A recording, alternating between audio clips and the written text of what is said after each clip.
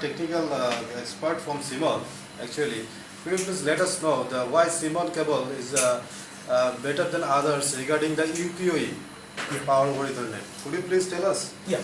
When you think about the PoE, the earlier type was around 15 watts, then it has moved to 30 watts and 60 watts.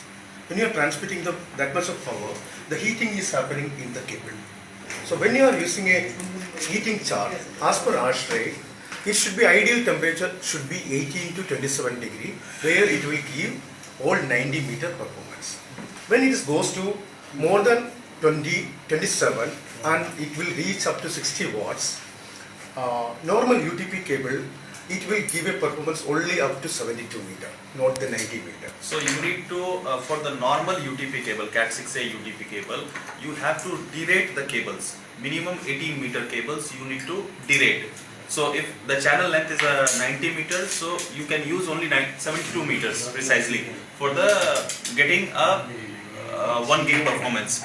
And in Simon cable, if you use the Simon cable, this cable, you have to derate only 7 meter. Still you have to derate, but it is only 7 meter you have to derate. Now the biggest challenge which you will not get in the UTP of Cat6a UTP cable, there is one parameter of the cable called alien crosstalk. What exactly mean of the alien crosstalk?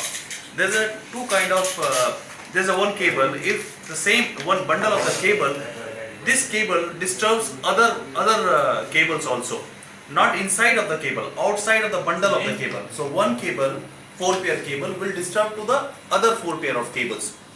So alien crosstalk is one of the parameter which you will not get tested in UTP cables.